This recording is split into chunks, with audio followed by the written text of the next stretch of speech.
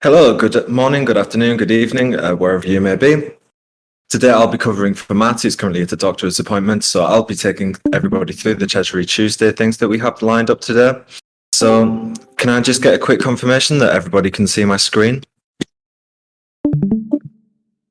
Yep, we can see. Okay, fantastic. So the first thing that I'd like to touch on is the weekly Treasury report. As you can see, it's linked here. And just to briefly recap from what we said last week, this is just to give a high level overview of where the Dow's financial standings are week over week. And this is done with two main goals in mind. One is to provide transparency to anybody who would just like to get an insight into what the Dow's doing on the Treasury side of things. And then also for like record keeping as well, so that any interested party can come back and see where we were at any kind of arbitrary point in time. Now, we have a whole lot of proposals pending at the minute, if everybody can see those there. The first of those is to replenish the discretionary investment limit funds. As touched on last week, this is just we set up an initial amount of liquidity available to be deployed to any kind of issue that might arise. The funds in that account are quite low at the minute, so that's just to kind of re-up the amount of available liquidity we have to meet any promising opportunities that may arise. But we touched on that more so last week. Now, the next one that we have is the deployment of additional ETH for yield generation. Again, fairly obvious. This one is just we have a lot of ETH that's held idle in the Dow Treasury.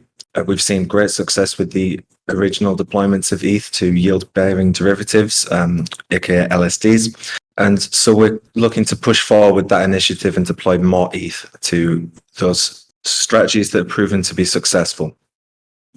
Next, we have the expand funding and strategies of the testing wallet. This is actually an interesting one. So what we've been doing with the testing wallet is basically executing transactions one for one with the intention of receiving the rebates, the MEV rebates.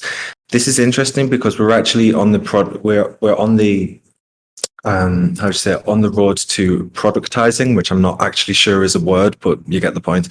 To making a product out of that, which we'll touch on more later. Next, the swapping of like-kind assets. Again, kind of self-explanatory. This is just expanding the kind of capabilities of the swapping functions from essentially just from stablecoins into stuff like ETH derivatives as well, specifically liquid staking derivatives. For instance, giving us the discretion to swap from, for example, staked ETH from Lido to another kind of to another provider such as Stakewise. The Treasury yield management for USDC via USV. This is a proposal that was made from the team at Future. I'm just check. Do we have anybody from Future in the call right now? I don't see anyone from Future here, but we have been talking with them, and they were interested in having this discussed. Okay, yeah, sure. So the link there is freely available. Just at a very high level, the proposal that those guys have made is to invest a portion of our Treasury held USDC into one of their yield-bearing products. I believe the current figures stand at about 3% per annum paid in USDC. So if anybody's interested in that, the link is freely available there. The guys from Future are available on Discord, and yeah, essentially that's free to look at there. The lab's budget request is just made to top up the kind of the available liquidity for the various functions of the labs team, Treasury, etc. And then the MStable withdrawal, which has just been posted to the forums. Now, to give some context on this, we have the Treasury holds a position of about $1 million, give or take, in the MStable Save product. Recently on the forum, the MStable forum, one of the core contributors highlighted a couple of issues that their DAO is currently facing. some of the salient ones being a lack of project runway, difficulty being able to raise funds with the current token valuation, and some other ones that I can't remember off the top of my head. But the proposal is such that if executed, we just remove all of the liquidity from the opened M-stable position, which was originally highlighted in KIP 22. And yeah, so this is basically done with a risk management kind of schema in mind. The future is very much uncertain for M-stable at the minute, and we're looking to reduce any potential exposure to the negative side of that potential volatility. So before I move on, does anybody have any questions on any of the pending proposals that I've just outlined there? Not very important, but I'm curious what this instability is. Regarding M-stable? Yes. Yeah, of course. So I believe, sorry, I'll find the link to the forum post in a second. But essentially, with the M-stable team, due to the points that I've previously mentioned there before, the future is again looking very unstable for just for the DAO in general. And they're looking at potentially getting acquired. They're looking at potentially closing down operations completely, and that leaves the future of their products and subsequently our position in those products very much kind of in the air. It's not to say that this isn't to be seen as a kind of judgment on the product or anything like this, but we are just taking this. We're taking this action out of an abundance of caution. We don't want to be in a position 2 months down the line where we do see some kind of negative effects on our financial positions and kind of look back and think, oh, we could have avoided this if we were just kind of more prudent with the diligence that we've done on this. So does that answer your question, or was there something more specific that you wanted to know? No, that was perfect. Okay, cool. Any other questions? And then we can move on. Okay, I'll take that as a no. That's completely fine. So the next kind of things that we have to talk about are the L2 research, which was at a high level, what we were looking at analyzing there was, on one hand, the adoption of various L2s, and on the other hand, and possibly more importantly, the security aspects of these various L2s, both optimistic and ZK. I won't take you through the entire document because it's long and potentially boring, but at a high level, the findings that we have is that the adoption is much more kind of prevalent on optimistic rollups for various technical reasons, but that the security of both of these kind of rollups is, to speak personally, it's not what in line with the kind of expectations that I had with how people had talked about this. In both cases, for all the optimistics and all the ZK rollups, there is the base contracts are subject to something called upgrade keys, which essentially is just on the base smart contracts. Those smart contracts control the entire rollup for one, but then the upgrade keys element means that if the owners of those contracts wanted to push an update, they can do so. And I believe the owners are said to have 4 out of 6 multi-sig in most cases. And this isn't like something completely malicious. This is obviously done with the intention that if kind of upgrades want to be pushed onto these L2 networks, they can be, and it doesn't have to go through a kind of long bureaucratic process. However, this does open up the potential for risk if those multi-sig signers were to be, there's a word that is completely escaping me at the minute. If those multi-sig signers did turn out to be bad actors, then it would mean that a malicious update could be pushed, and there wouldn't be any checks and balances on that. It would mean that the networks were completely compromised straight away as soon as that transaction was signed. Now, for what it's worth, a lot of these projects do have plans and ways that they're going to kind of decentralize this over time and take away these risk factors. But as it stands right now, all of the L2 networks are subject to those risks. So this kind of goes without saying, but not financial advice. But yeah, essentially that's the situation with the L2 landscape as it stands right now.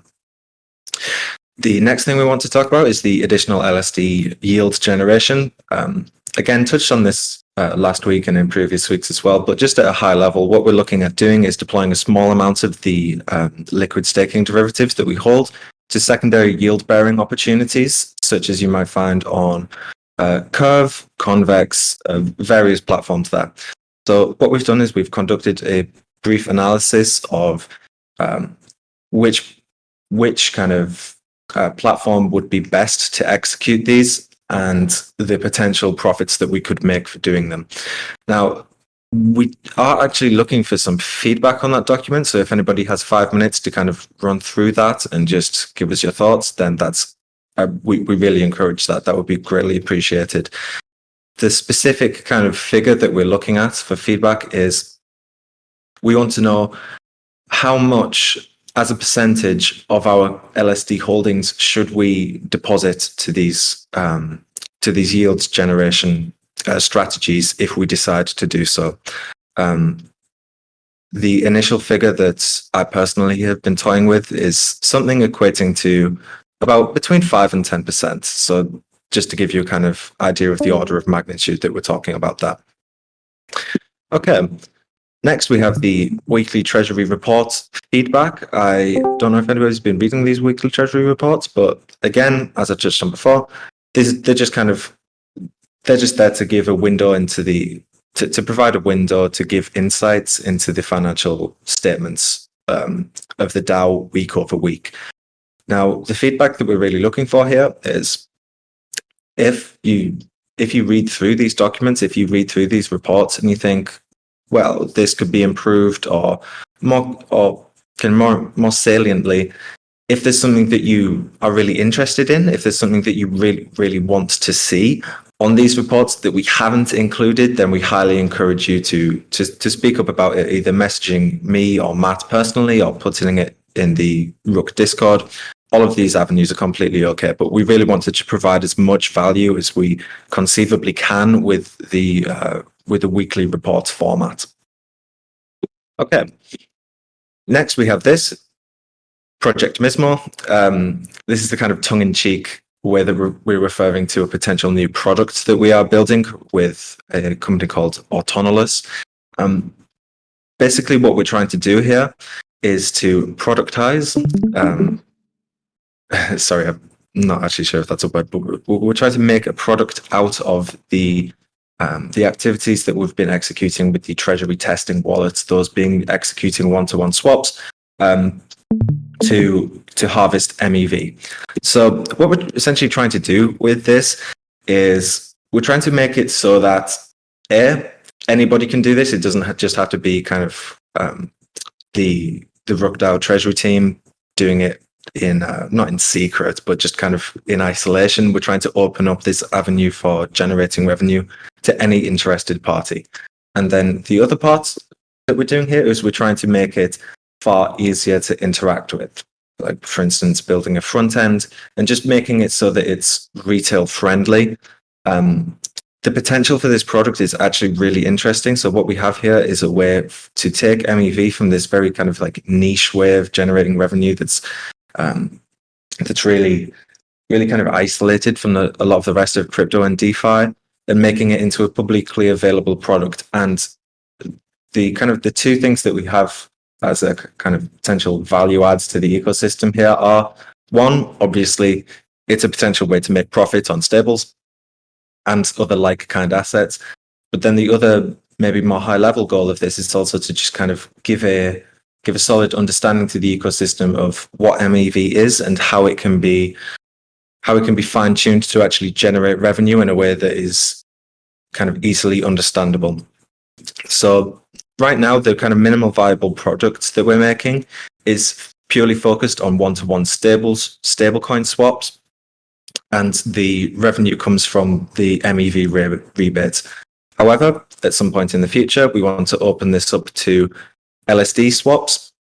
So, for instance, swapping from staked ETH to another ETH derivative, and then also open this up to non-one-to-one swaps, which is essentially what you would call like arbitrage trading, but say placing a limit order for, instead of 1 million to 1 million, you might go 950,000 to a million. Like if that arbitrage opportunity does arise, then that trade can execute, and the profit is directed back to the user who placed the order. So this is obviously all very new. This is something that we're currently in discussions with Autonomous about. So if anybody has any questions on that, feel free to shoot them. However, given the kind of nascent state of this product, it's very much just in the kind of talking phase, how would you say? The answers that we are able to give right now may not hold true out into the future as the product develops in the development cycle.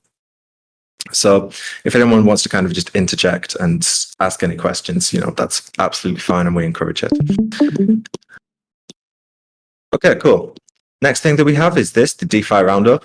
So this is a way to essentially distill all the kind of crazy niche happenings that have taken place over the last month in DeFi and crypto as a whole, and bring it into a roundup with the length of 1 hour. And the format of this will be very similar to Treasury Tuesdays, where we just kind of bullet point everything, analyze it according to the potential impacts that it might have on both Rook DAO and kind of retail generally, and also to take these kind of niche, more technical concepts and distill them into such a way that can be easily, or at least more easily, understood. And the main value proposition that we're going after here is to really just bolster the understanding of the ecosystem for anybody who's interested in these calls. So now this bit here, we don't want this to be like a top-down thing where, whether it's me or Matt who hosts the calls, we just kind of tell you what we think's interesting. We want to have a more kind of open source ethic towards this. So if there's anything that you think, that's actually like, this is something that I'm interested in, but maybe I don't have the time to research it to myself, or maybe this is something that, I hear that this is interesting, but I don't really understand it, then, please tell us, whether it's by DM in the Discord or on the form that I will link at the end. Just put it on there. It could be as simple as just EIP 4844, or as kind of as detailed and complex as you would like. If you put that on there, we will assess it. We will go away. We will research it, and then we will kind of give a distilled version of the utility and the potential impact that whatever it is might have in that call. This call will be open to anyone. And again, the main kind of value add here is just to bolster the understanding of everybody in the DeFi ecosystem, which is kind of notoriously harsh and obscure and a million different things. Okay, next, the lab's budget request, I believe I've already talked on there, and the review of the quarterly report. The quarterly report has been out for a couple of days now, so I hope everybody has had a chance to go through and read that. I'm not going to dive super in depth into it right now, but we are looking for feedback on anything that could be improved, any thoughts that any interested party might have, whether we're missing something specifically tailored to the Treasury side of things and to the financial reporting. But again, as it was with the weekly report, if there's anything as you're reading, you think this is okay, but what this really needs is X, or what I would really like to see here is Y, etc. So again, completely open to feedback. We really want to hear your guys' thoughts on this. So before we move to the open floor, does anybody have any kind of questions with anything that I've just went over there? Okay, I'll take that as a no. Let me just stop sharing my screen here. How do you stop sharing screen? There we go. Okay, cool. So does anybody have anything specific that they would like to discuss? I just kind of want to go through the M-stable withdrawal proposal again.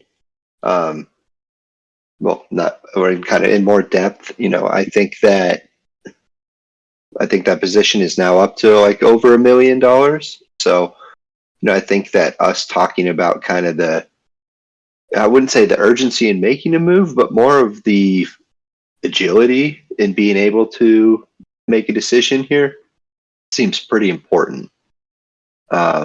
Maybe we can speak to if there's any references of next steps from the previous KIP about this, and then what needs to be done here with this KIP. So could you just elaborate a bit and just kind of so what was your question specifically? Is a better way to phrase that. So, I'm reading through it, and essentially we just want to withdraw the position and report back to the DAO. Is there any other kind of broader discussion that needs to be had about this? Or is this something that we want to kind of push through a little quicker? Okay. Yeah, I understand. So the consensus that the Treasury team has come to is that it would be prudent to withdraw the funds. It's not kind of super urgent. It's not as urgent as it was with the Maple Finance situation, for example. But again, out of an abundance of caution, we are looking at withdrawing relatively fast. However, if anybody has any kind of information that we may have missed that would change the judgment on that, we're more than open to hearing on that. We want to make sure that we make the correct decision there. However, the current consensus that we've come to with the information that is readily available is that we should withdraw the liquidity there and use it for other things in the future. Does that answer your question? Yep. Thank you. Sure, no problem. And hey, everybody, sorry I'm late. I had a little doctor appointment that was just a complete disaster and a mess, but all's good. So just a little bit of context from, I guess, the M-Stable team. I just basically, as soon as I saw this, kind of reached out and just kind of opened up some discourse there and just said, hey, look, we'll likely be posting a proposal to terminate this position. Here's the reasons why, and they completely understood and encouraged it to some degree. So they are definitely supportive of that. They reassured me that there are no essential risks with our position from any of this. Really, this is something that will continue to be a product until they fully shut it down, and even then, all the assets are safe and secure. From every understanding I have. With regards to an update, I don't remember. Let's see. I think there has been an update on. Let me see. Just making sure. Yeah, so there is a new update they came out with on their forum with some next steps. And you can see that here. I just posted that in the Dallas Call chat above. Really, the two options as they're proposing it under this is really search for essentially to be acquired by some other project or to pursue just a shutdown as soon as possible. And so they're going to, under option one, they're going to give themselves a limited period of about 4 weeks from resolution, basically if somebody were to vote for that option, to find a suitor for them. So that's a little bit of an update there. But overall, again, nothing should necessarily happen to our funds, regardless of what happens. Things would automatically be remunerated if they completely shut down, and everything should be secured. With regards to timing, yeah, I think the biggest thing here is, in my personal opinion, moving sooner rather than later is approach in my mind. I would say a hurdle is just governance in the SOFONs right now. I know we have 5 or 6 pending proposals right now, so I know that there's some things to work through. So just need to kind of stay active in communicating with them. And Jason, I don't know if you have any further context from a governance perspective to add there.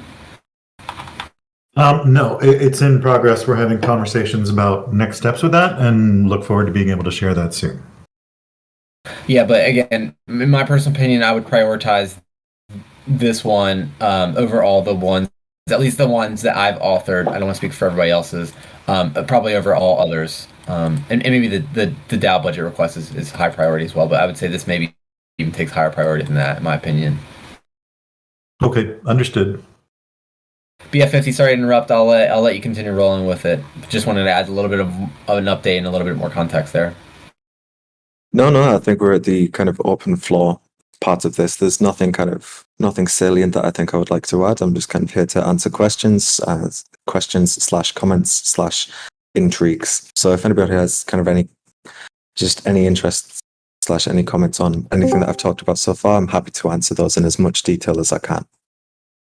Cool. Well, great for thanks for stepping up here and filling in when I was out. I guess one thing, did you go over the quarterly report at all?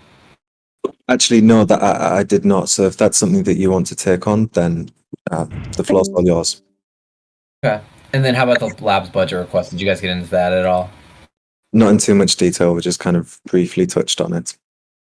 Okay, cool. Well, I guess quickly alluding to the budget request, this is something that we've done in the past, essentially every quarter.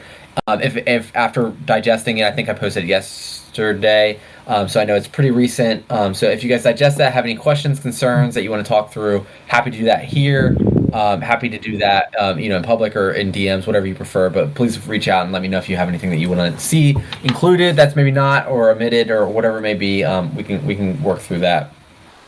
Regarding the quarterly report, I'm happy to kind of roll through that really fast and have some key highlights. Looking at the crowd here, I don't know how much people want to do that. I don't know if people have already kind of read it and have questions, but maybe I'll just pose that. Is there anybody that wants me to kind of skim through their quarterly report, or you guys just want to kind of call it a day here? No, just make sure that nobody else has any questions on anything. I was hoping to actually bring up something if there's still time. Perfect. Yeah, sure. Go for it. Awesome. Hey everyone, Peter from Origin Protocol here. Daddy Matty and I and a couple others from Origin have had several calls together over the past few months. We've been on this Treasury call a couple times since I think October, and we've been putting together a proposal pretty much since then. At this point, it's pretty much ready to go. Actually, the timing of this thing happening with MStable is pretty interesting because in a way we consider them competitors to ours. So I came on here with a couple of questions that I wanted to just run by you guys before going ahead and submitting the proposal. First of all, getting an idea of the actual amount of the proposal was a big question of ours. We've had problems in the past with proposing too little. We've had problems in the past with proposing too much. We're still trying to figure out what that middle ground is based on the current amount of stables within the Treasury and what the risk level is within the DAO itself and the core team and the community. So we put together projections for 3 different potential possibilities. On the low end, 1 to 3 million. The middle, 5 to 7. On the high end, 10 plus.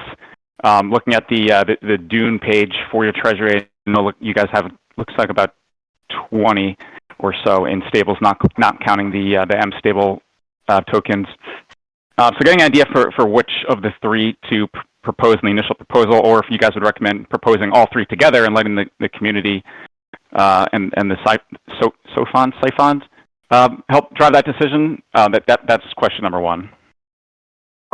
Yeah, so I can just speak to that really quickly. So what's probably best just from a governance perspective, just in terms of getting it through governance, is something like a pilot scheme where we have an initial kind of period of, I know this isn't maybe not as interesting, but you have an initial period of, let's say, 1 to 3 months where we deposit capital and we kind of just map out all of the variables there and just how the position gets on. Initially just start with a much lower figure, whether that's something like 50k or 100k, something like that. That will get kind of everybody just more comfortable with investing larger amounts into the project and subsequently increase the chances that it has of going through governance. So with regards to the kind of end goal of how much, so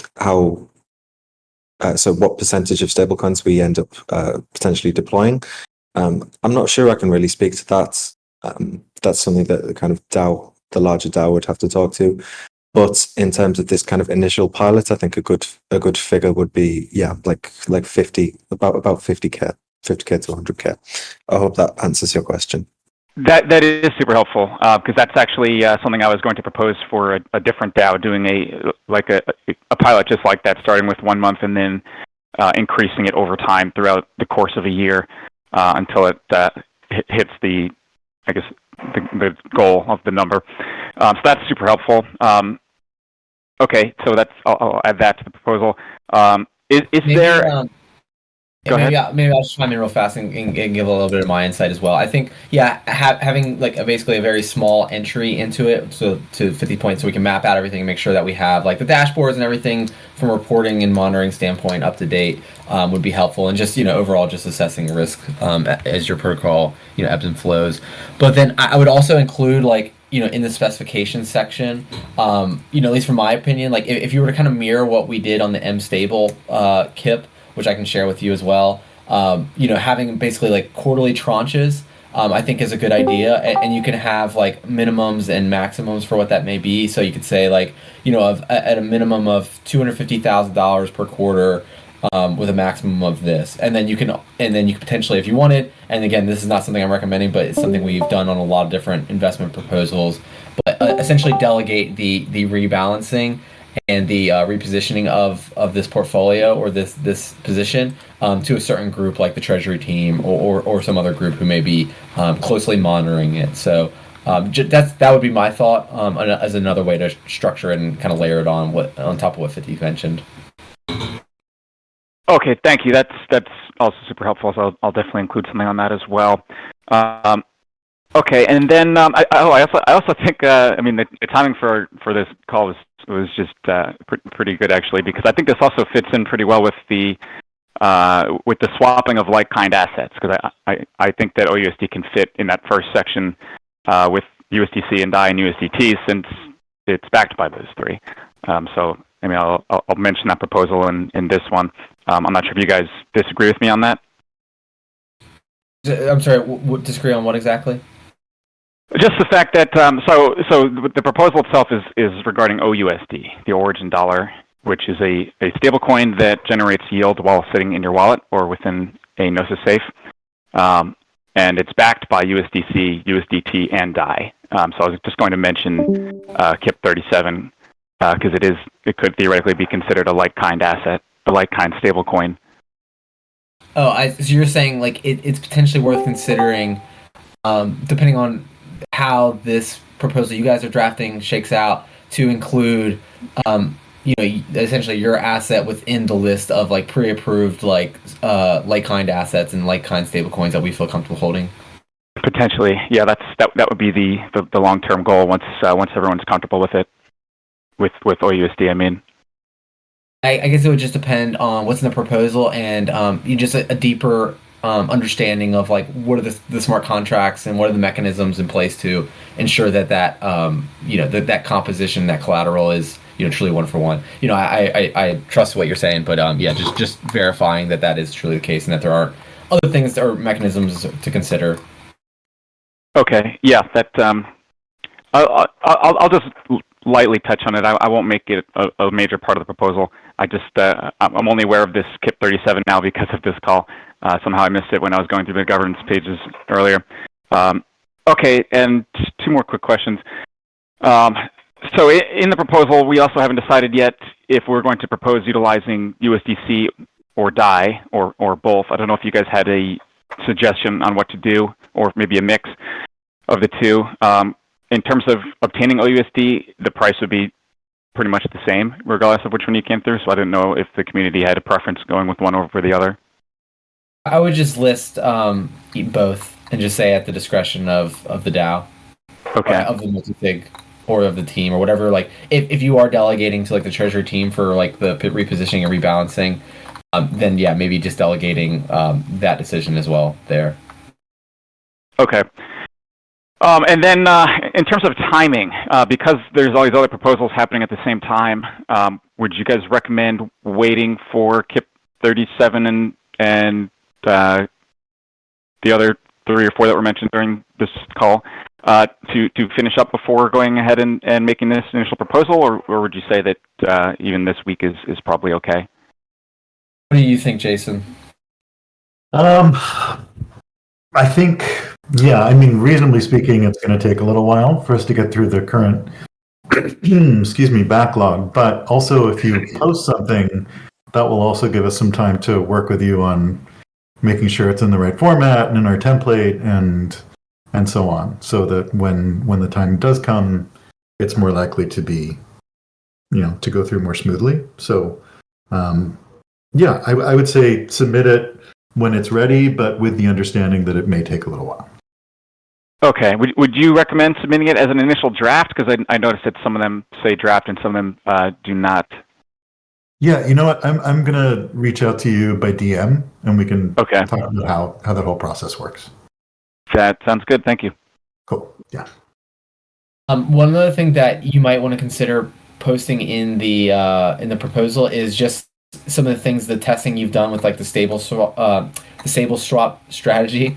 I know you guys have done a fair amount of swapping there, and not sure what level you guys are so involved in that, but I think would also be a good add to show that you guys are also actively using our technology and potentially exploring like different things that we can do together, if that is still the case. Yeah, well, actually, I've already had that included as part of the proposal, so good to go with that. Any other questions about the proposal for you guys? Okay. Peter, do you have open lines of communication with the M-Stable team? No. To my knowledge, we've never spoken with them, or at least not since I've been with Origin in the last 7 months. I don't know if you or Josh are interested, but I mentioned that they are looking to be acquired. Obviously, they have a lot of stables that need a home, and there could be a situation there from almost like an M&A perspective. I've already talked to them about if they need any assistance on that front. So if you want me to connect you guys, I'd be happy to do that. From my perspective, I think that there's probably some good conversations that you guys could have, and maybe some creative arrangements you could work out. But again, not trying to pigeonhole you into that. Just want to extend the offer to connect you guys if that's something of interest. Yeah, I appreciate that. I'm going to chat with one of our finance guys and see if that's something that we might be interested in, and I'll ping you if that's the case. Okay, cool. Appreciate it. Well, I'm excited to see your proposal. Again, feel free to reach out anytime if you have any questions or just any things that you want to see addressed in here. Will do. Thank you. Thanks for stopping by. Anybody else have anything that they'd like to address that hasn't been addressed previously? Or anything that they'd like to put on the agenda for the future? Okay, great. Anything else, 50, from your perspective? No, sir, nothing from my end. Great. And then, Deeds, how about you from a housekeeping perspective? Anything we should be thinking of? Nope. I would just say that, as we didn't dive into the quarterly report here, just expect to have a feature on it on Friday during the DAO status update. Great. Well, I appreciate you guys all stopping by for another great Treasury Tuesday, and really thanks to 50 for taking over while I was out for a little bit. I'm sure he did a fantastic job, and I'll debrief with you after 50. But enjoy your day, everybody, and go touch some grass. And thanks for stopping by. Thanks, Matt. Thanks, 50. Thanks, sir. Thanks, everyone.